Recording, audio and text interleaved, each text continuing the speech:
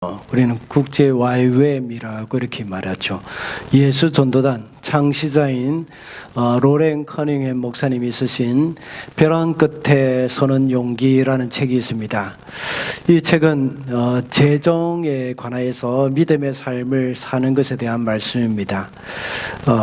예를 들자면 전도 여행, 선교를 가야 하는데 당장 비행기 값도 없을 때에, 그렇지만 하나님께서 가야 한다는 것을 이렇게 확신을 주셨는데 돈이 없을 때, 그렇지만 하나님이 주실 것을 믿고 이제 가는 겁니다. 과거에는 비행장에서, 공항에서 표를 살 때도 많았죠.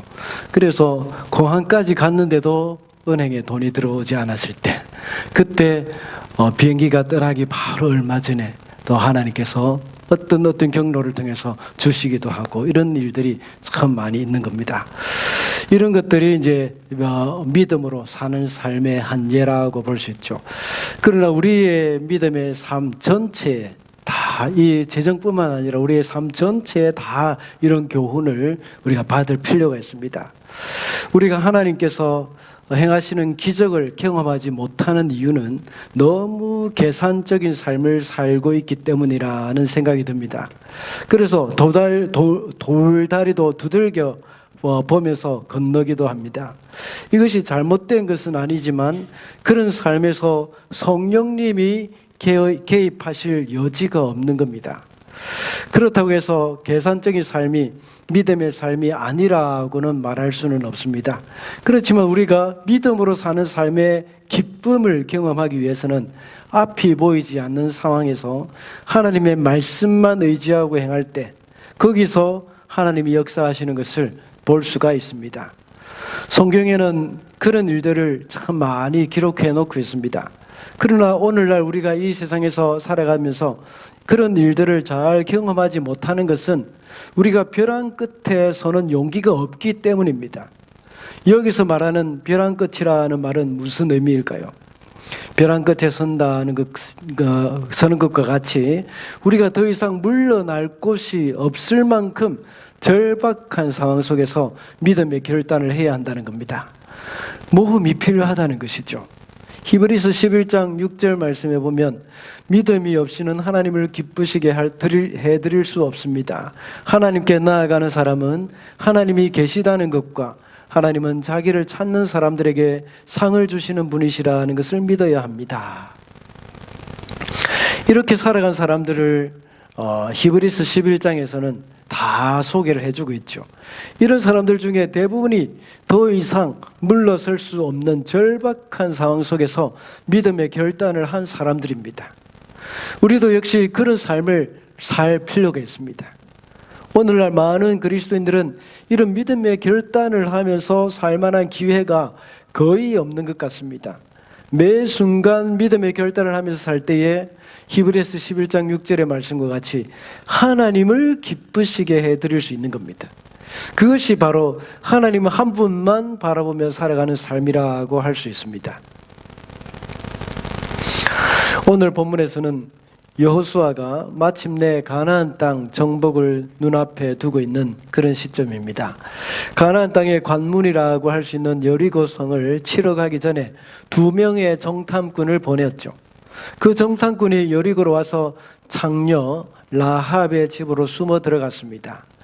이 소식을 들은 여리고의 왕은 곧 라합의 집으로 군사를 보냈습니다. 그렇지만 라합은 재치 있게 군사들을 따돌리고 정탐꾼을 보호해 주었습니다. 라합의 이런 행동에 대해서 신약 성경에는 그의 믿음 때문이라고 기록을 하고 있습니다. 그렇다면 라합이 어떻게 해서 이런 믿음을 갖게 되었는지 오늘 본문을 통해서 교훈을 찾아보고자 합니다. 첫째로 믿음은 들음에서 납니다. 10절 말씀입니다. 우리 다 같이 한번 읽어 주실까요? 시작.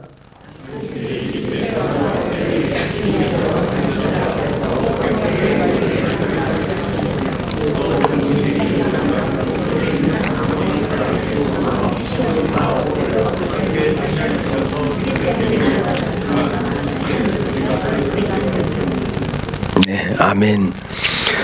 라합이 군사들을 따돌려 보낸 후에 정탐꾼들이 이제 잠자리에 들기 전에 이제 라합이 정탐꾼에게 올라가서 말을 합니다. 라합이 정탐꾼에게 하는 말을 들어보면 라합이 그들을 숨겨준 이유를 잘 알 수가 있습니다. 이스라엘 백성들이 이집트에서 나온 후로 40년간 하나님이 그들을 도와주신 일들을 모두 들었기 때문입니다. 이스라엘 백성들에 비하면 여리고성의 사람들은 최고의 무기를 가지고 있었죠. 그리고 여리고성도 결코 정복할 수 없는 튼튼한 성이었습니다. 또한 정탐꾼 2명이 들어왔다는 사실도 알았고 그 정탐꾼이 장녀 라합의 집에 숨어 들어갔다는 사실도 아주 정확하게 알고 있었습니다. 이런 사실을 볼 때에 그들의 정보력이 아주 대단하다는 것을 알 수가 있습니다. 오늘날로 따지면 한국의 안기부 또는 미국의 CIA 같은 그런 대단한 정보기관을 가지고 있었다는 것을 알 수 있습니다. 그런 정보력과 군사력 그리고 난공불락의 이 요새를 가지고 있는 여리고성 사람들이 어떻게 했다고 했습니까? 두려워서 떨었다고 했습니다. 간담이 서늘했다고 했습니다. 9절의 말씀에서 라합이 말하기를 우리는 당신들 때문에 공포에 사로잡혀 있고 그 땅의 주민들을 모두 하나같이 당신들 때문에 간담이 서늘했습니다. 이 땅의 주민들은 모두 당신들 때문에 간담이 서늘했다고 말을 하고 있습니다. 라합을 포함한 여리고 사람들은 하나님의 백성들의 말을 듣고 크게 두려워하고 있었던 것입니다. 여리고 사람들은 하나님께서 지난 40년 동안 이스라엘 백성들을 위해서 하신 일들을 들었던 겁니다. 그리고 그들의 군사력이 월등함에도 불구하고 아주 두려워했습니다. 그래서 라합은 하나님을 두려워하는 사람이 되었고 하나님의 백성이 되고자 하는 그런 마음이 있었던 것이죠. 라합의 이런 믿음은 하나님께서 지금까지 이스라엘 백성들에게 행하신 그 일들을 들음에서 생겼습니다. 로마서에서도 사도 바울도 역시 그러므로 믿음은 들음에서 나오고 들음은 그리스도를 전하는 말씀에서 비롯됩니다 하고 말하고 있습니다. 우리의 신앙생활에 있어서도 역시 하나님의 말씀을 듣는 일에 힘을 써야 합니다. 하나님의 말씀을 듣는다는 의미가 무엇일까요? 그것은 설교를 통하여서 설교를 포함하여서 성경을 읽고 듣고 외우고 묵상하는 것까지 다 포함이 되는 겁니다. 우리 성도들은 새벽 기도회를 통해서 매일 설교를 듣지 않습니까? 그리고 주일 예배와 수요 기도회를 통해서도 말씀을 듣습니다. 구역 모임에 가면 거기서도 역시 주일 설교를 복습하면서 말씀을 나누고 적용을 하기도 합니다. 우리에게는 말씀을 들을 수 있는 기회가 굉장히 많습니다. 그뿐만 아니라 유튜브만 열면 설교가 쏟아져 나오지 않습니까? 또한 성경도 읽을 수 있고 들을 수도 있고 또 외울 수도 있습니다. 우리 성도는 하나님의 말씀을 듣는 일에 열심을 내야 합니다. 그리고 이 말씀이 우리 가운데서 믿음으로 역사하여서 하나님이 기뻐하시는 믿음의 사람으로 성장을 해야 한다는 겁니다. 또 한 가지 우리가 알아야 할 것은 믿지 않는 사람들에게도 복음을 듣게 해야 한다는 사실입니다. 이미 신앙을 가진 사람들은 믿음을 더욱더 굳게 하기 위해서 말씀을 들어야 할 뿐만 아니라 믿지 않는 사람들이 신앙을 가지고 천국 백성이 되기 위해서도 역시 그들에게도 말씀이 들려져야 하는 것이죠. 세상에 있는 수많은 사람들이 복음을 듣지 못하고 죽어가는 사람들이 있습니다. 복음을 들을 기회가 없어서 듣지 못할 뿐만 아니라 하나님께서 들을 기회를 주셨지만 우리가 전하지 않아서 듣지 못하는 경우도 많이 있습니다. 지난 주일에 청년 알파에서 동영상을 하나 보여드리려고 딱 했는데 이 동영상이 잘 나오지 않았습니다. 그래서 이제 보여주지 못했는데 지금 한번 제가 다시 보여드리겠습니다. 이것은 지옥에서 온 편지라는 동영상입니다. 알파를 하신 분들은 또 헌신자로 섬기셨던 분들은 아마 보신 적이 있을 겁니다. 잠깐 한번 보고 계속하겠습니다. 이 동영상은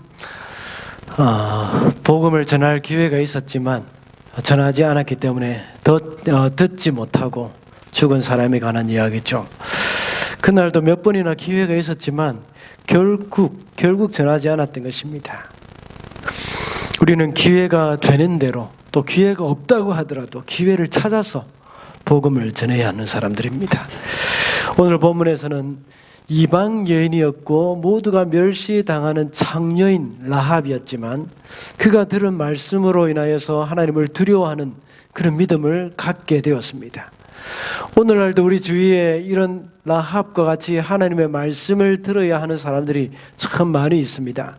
복음을 듣지 못하고 죽어가는 사람들에게 복음을 들고 가야 하는 것입니다. 그런 믿음을 가진 라합은 그에게 찾아온 정탐꾼을 숨겨주고 그들을 구해주었습니다. 비록 천대받는 이방 여인이었지만 정탐꾼의 목숨을 구해주는 영웅이 되었습니다. 그리고 라합을 통해서 다윗 왕이 태어났고 더 나아가서 메시아가 탄생했습니다. 이와 같이 우리가 증거한 복음을 들은 사람들이 우리를 살릴 수도 있습니다. 라합이 두 정탐꾼을 살렸던 것처럼 우리가 전도한 사람들이 결정적인 순간에 우리를 살릴 수도 있다는 사실을 기억해야 합니다.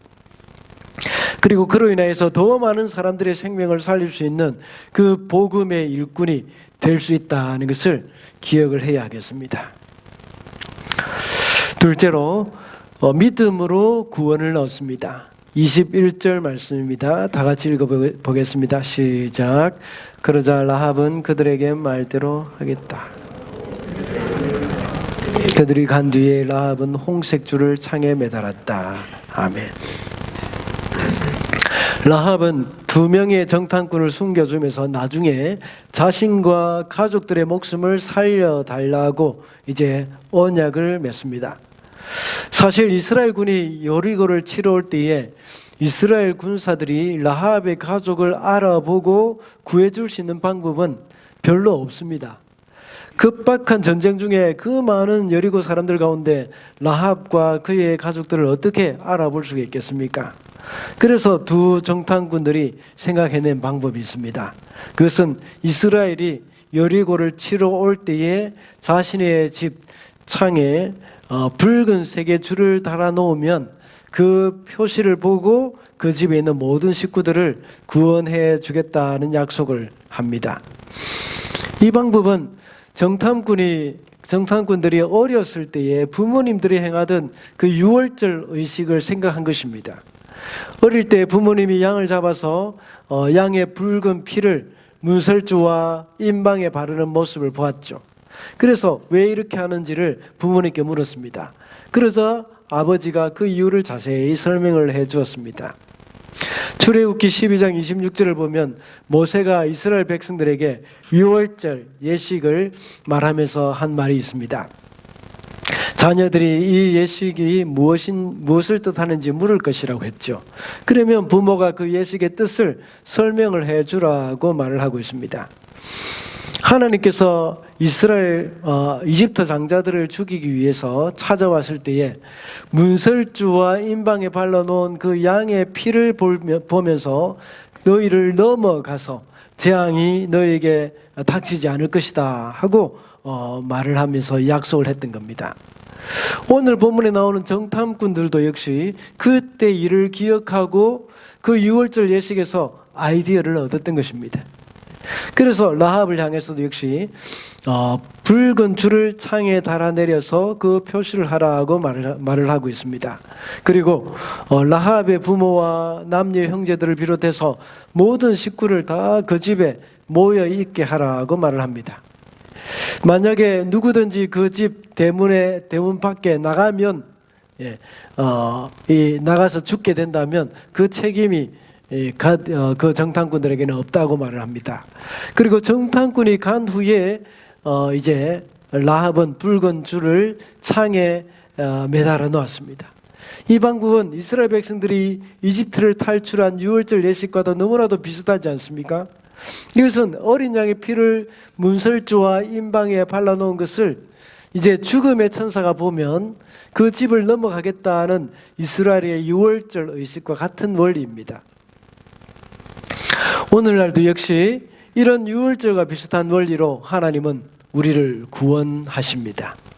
하나님은 여전히 우리에게 유월절 어린 양의 피를 찾고 계십니다. 유월절 어린 양의 피는 곧 그리스도의 십자가의 피를 예표하는 것입니다. 그래서 누구든지 예수 그리스도를 믿는 사람들은 구원을 얻는 것과 같은 이치입니다. 그 안에 있는 사람들이 구원을 얻을 수 있는 방법은 오로지 그 붉은 줄을 의지하는 것밖에 없습니다. 그들이 착한 일을 했기 때문에 이스라엘 군사들이 침략해서 죽음을 면할 수 있었던 것은 아닙니다. 그리고 또 도덕적으로 깨끗한 삶을 살았기 때문도 아니었습니다. 라합은 창녀라고 했습니다. 도덕적으로도 깨끗하지도 않습니다. 그리고 정탐꾼들을 살려주기 위해서 거짓말도 했습니다. 그뿐입니까? 라합은 자신의 민족을 적군에게 팔아먹는 민족의 배신자였습니다. 그럼에도 불구하고 다만 그 붉은 줄이 달려있는 그 집 안에 있었기 때문에 구원을 얻을 수가 있었던 겁니다. 그 유월절의 어린 양의 피, 그리고 라합이 그의 창문에 달아내린 그 붉은 줄이 바로 저와 여러분의 마음 가운데 있어야 합니다. 죽음의 천사가 양의 피를 보고 그 집을 넘어갔던 것처럼, 그리고 이스라엘 백성들이 가나안을 정복하러 왔을 때에 군사들이 라합의 창에 달린 그 붉은 줄을 보고 그 집 안에 있는 사람들을 다 살려주었던 것처럼, 그와 같이 우리 속에 그리스도의 보혈을 보시고, 우리 속에 있는 그리스도의 보혈을 보시고 하나님은 우리를 그 심판의 불에서 건져 주실 것입니다. 우리 속에 주님의 십자가의 보혈을 믿는 그 믿음이 있는지를 주님은 찾고 계십니다. 앞서 말씀을 드렸듯이 라합의 가족들이 도덕적으로 깨끗하게 살았고 무슨 의로운 행위를 했기 때문에 구원을 받은 것이 아닙니다. 라합이 정탐꾼을 살려주는 그 의로운 행위를 했지만, 만약에 그 라합이 약속을 믿지 않고 붉은 줄을 달아놓지 않았다면 그도 역시 죽게 되었을 것입니다. 그렇지만 그 약속을 믿고 항상 그의 창문에 붉은 줄을 달아놓고 기다리고 있었던 것입니다. 우리에게도 역시 의로운 행위로 구원을 받은 것이 아닙니다. 우리가 구원을 받은 것은 예수 그리스도의 공로이고 그를 믿는 믿음 때문입니다. 그 믿음이 우리를 구원하게 된 것이지, 우리의 의로운 행동 때문에, 또 우리의 윤리적으로 깨끗함, 이런 모습 때문에 구원을 해준 것이 아니라는 것입니다. 예수 그리스도를 나의 구주, 나의 하나님으로 영접할 때에 우리는 하나님의 자녀가 될 수 있는 것입니다. 우리가 영원한 멸망으로부터 구원을 얻을 수 있게 된 것은 바로 십자가의 보혈을 믿는 믿음 때문입니다. 그것을 기억하고 늘 구원의 기쁨에 감사하며 살아야 하겠습니다. 마지막으로 믿음으로 행동을 해야 합니다. 15절 말씀입니다. 다 같이 읽어주시겠습니다. 시작.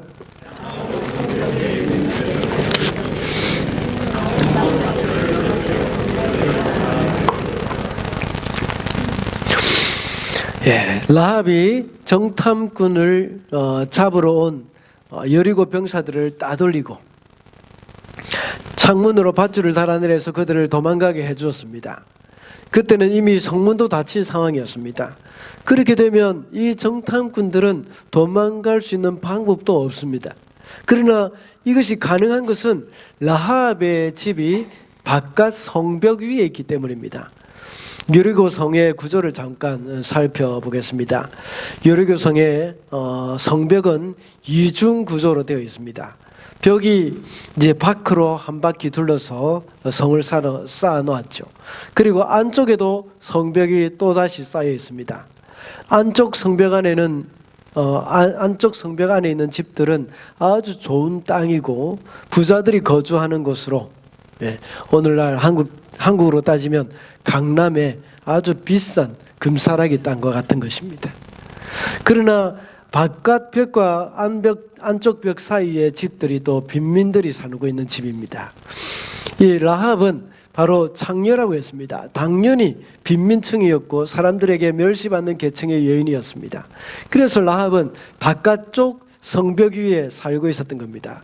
그래서 두 정탐꾼은 라합의 집에 숨어 들어갔다가 해가 지고 성문이 닫혀도 창문으로 쉽게 빠져나올 수가 있었던 것이죠.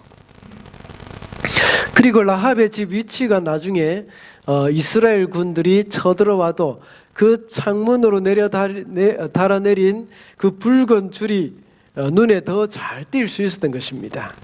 아마 7일 동안 매일 한 바퀴씩 돌 때마다 이스라엘 사람들도 그 창문에 달아내린 그 붉은 줄을 발견했을 것입니다.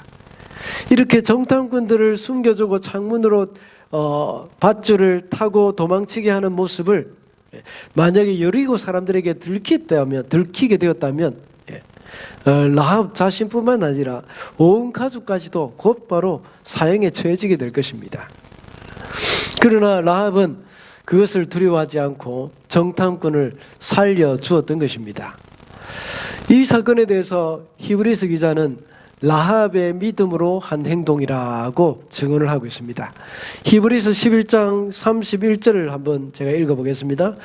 믿음으로 창녀 라합은 정탐꾼들을 호의로 영접해 주어서 순종하지 않은 사람들과 함께 망하지 아니하였습니다. 이것은 라합의 믿음의 행동이었습니다.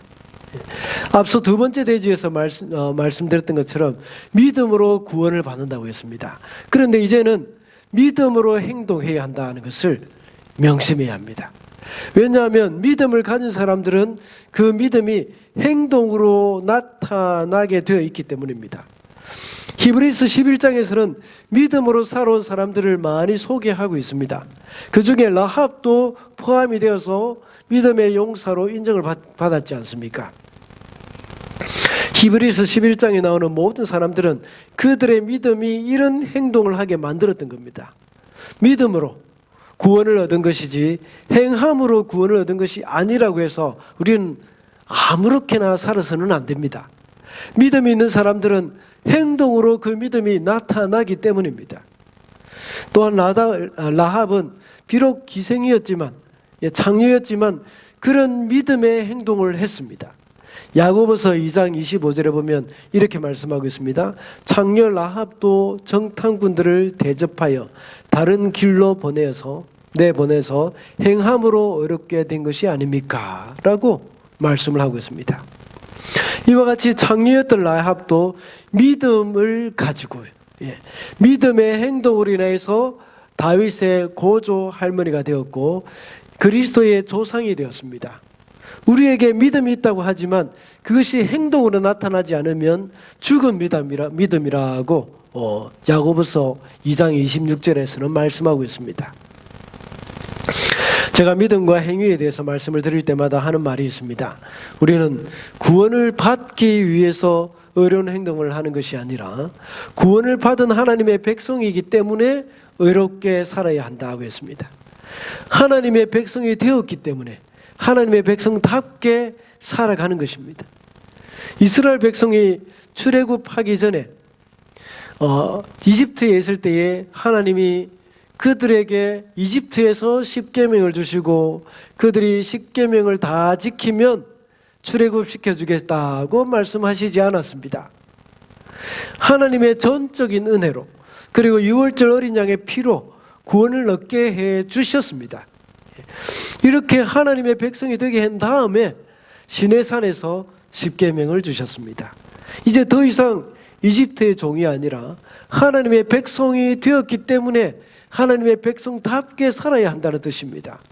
하나님의 백성답게 사는 것이 바로 거룩한 삶을 사는 것입니다. 그래서 하나님께서는 이렇게 살아라 하면서 십계명을 주신 것입니다. 그뿐만 아니라 믿음으로 사는 것이기도 합니다. 이 당장 눈에 보이지 않는 것이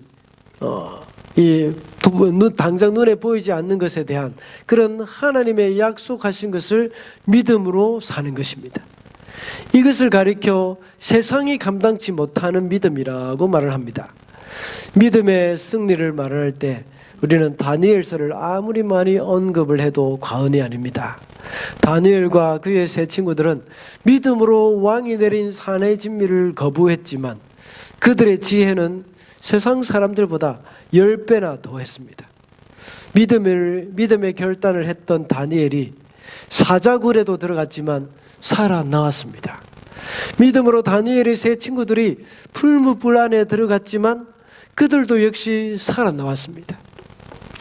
이렇게 살아나온 사람들뿐만 아니라 또 그렇지 못한 사람도 있었습니다.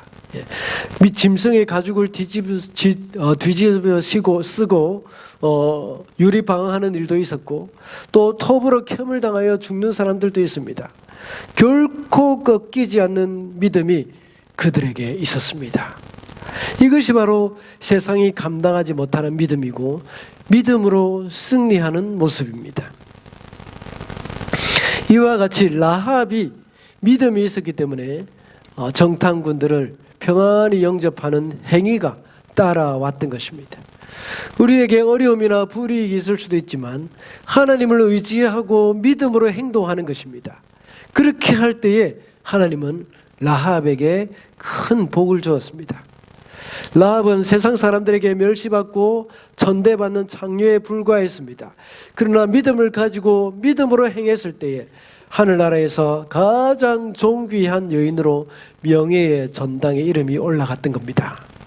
마태복음에 보면 기생 라합의 이름이 그 영화로운 예수님의 족보에 올라가 있는 것을 볼 수 있지 않습니까? 라합은 다윗 왕의 고조 할머니가 되었고 예수 그리스도의 조상이 되었습니다. 여인으로서 얼마나 명예로운 일입니까? 우리가 이 세상의 사람들에게 인정을 받을 받지 못할 수도 있죠. 그러나 믿음의 사람들은 이 세상에서 인정받고 이 세상의 부귀영화를 누리는 것보다 하나님 나라에서 인정받는 사람들이 되는 것을 더 좋아합니다. 그러므로 우리는 믿음으로 행동을 해야 한다는 것입니다. 말씀을 맺겠습니다. 오늘은 믿음으로 살라는 제목으로 말씀을 살펴봤습니다. 믿음은 들음에서 난다고 했고 믿음으로 구원을 얻는다고 했습니다. 그리고 우리는 믿음으로 행동을 해야 한다고 했습니다. 마지막 때가 가까우는 이 시대에 믿음으로 살기보다는 자신의 유익을 위해서 사는 사람들이 참 많습니다. 그리고 믿음으로 위험을 감수하며 살기보다는 무리하지 않고 편안한 삶을 더 선호하는 사람들이 이 시대에 참 많습니다. 그러나 비록 고난이 있고 어려움이 있다고 하더라도 하나님을 믿는 그 믿음으로, 하나님의 약속을 믿는 그 믿음으로 살면서 하나님을 기쁘시게 할 수 있는 저와 여러분이 되시기를 바랍니다. 기도하겠습니다.